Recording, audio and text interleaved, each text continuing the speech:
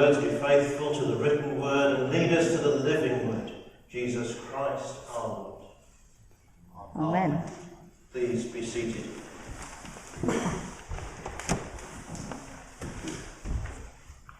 You might be forgiven for thinking that reading from the Gospel started in the middle of something, and it did, because it picks up on or follows immediately from an encounter between Jesus and his disciples and the disciples of John the Baptist, sent by John to say, "Are you the one, or should we wait for somebody else?" And Jesus says to those disciples, "Take a look around. What do you see happening where I am? What difference do you see me making? And draw your conclusions accordingly." Where Jesus is, God's kingdom is.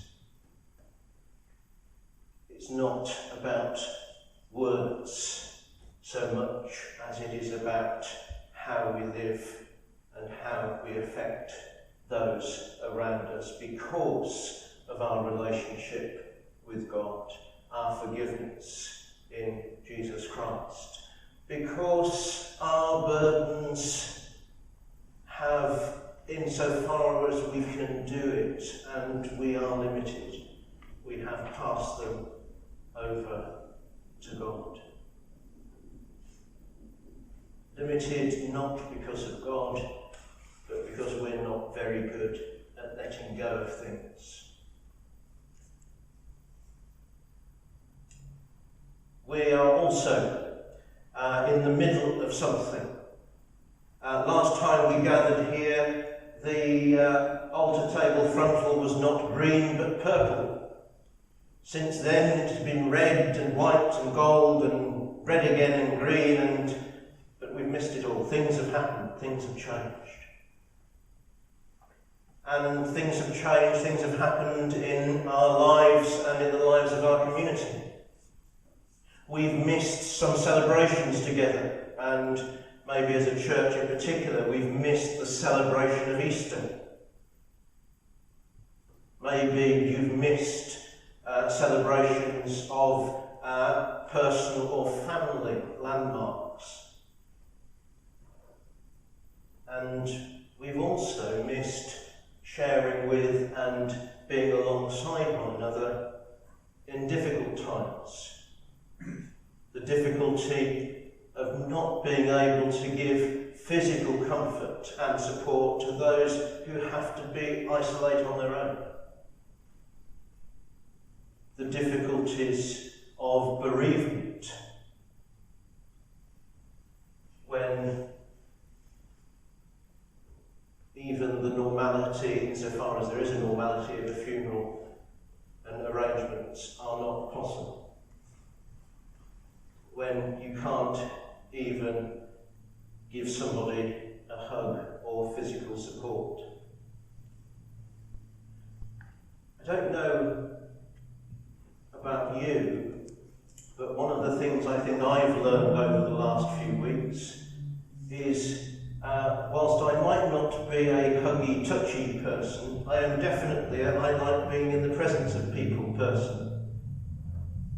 Because that's what really stimulates me and triggers me, and that's how I have interesting conversations and start thinking about things, whether that's to do with my secular work or whether that's to do with my walk with Christ.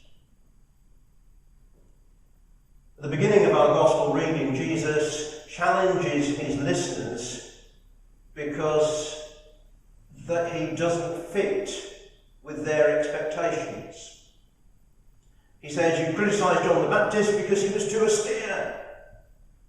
And you criticise me because I'm too joyful and normal." Maybe as we begin to gather again, conscious that there are others who cannot yet gather with us, maybe we need to take some time and just ask ourselves, what are our expectations? In the light of what we've learnt about ourselves over the last few weeks, are we actually following God? Are we actually walking the way of Christ? Or are we following a God who we've constructed in our own image? Or in the way that we would like God to be, because it's more convenient?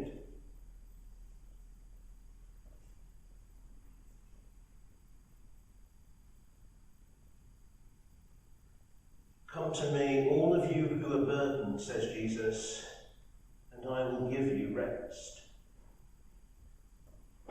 I will take the burden off you. You don't need to be burdened.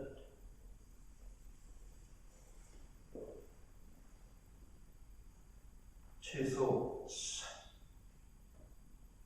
First, as we begin to do church together again, we need to challenge ourselves to ask, are we doing things that bring refreshment and rest? Or are there ways in which we do things that actually burden one another? And insofar as we are burdening one another, what can we do about it?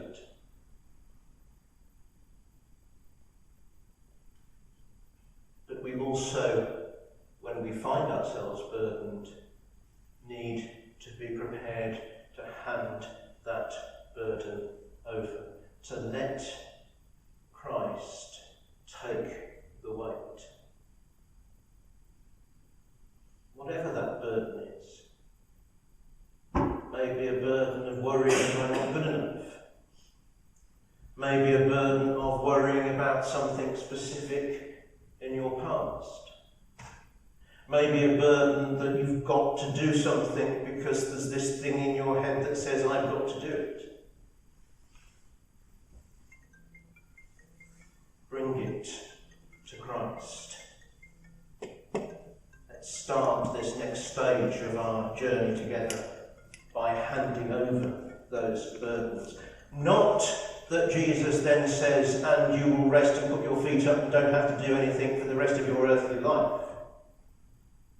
Because he goes on to say, because my yoke is easy.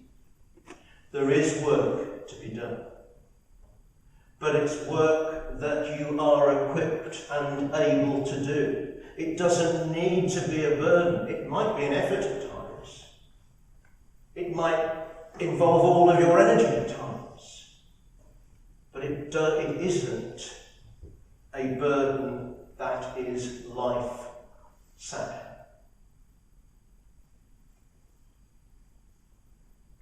So having had time out from normal, insofar as anything is normal, we have the privilege of being able to look at ourselves and our community from a different perspective. What do we see? What do we hear? Who or what is God calling you to be? What is the yoke? The yoke is the thing that enables oxen to draw ploughs or draw carts. So it's the thing that actually makes you useful. What is the thing of use that God is calling you to do or be for him? And be brave. Be brave because you may find yourself hearing more clearly.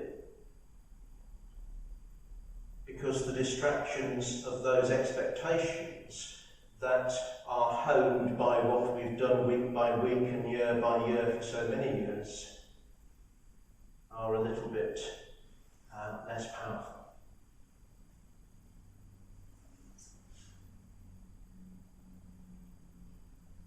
As a sign of moving forwards, we're going to use part of the service from Easter Day because although Easter has passed, it is good to celebrate all that Christ has done for us, and it is also an opportunity to recommit ourselves to our journey of faith, to our baptism journey. And in doing so, let's remember that we know God because, as Jesus said in that passage, Jesus has revealed him to us. We are privileged. God has revealed himself to us through Christ. So as we come to him and commit ourselves to the way, to the following of Christ, we do so knowing that we're already accepted. Knowing that we don't have to earn a call, but the call is there if only we will hear it. Knowing that Christ's light is for us. So please stand.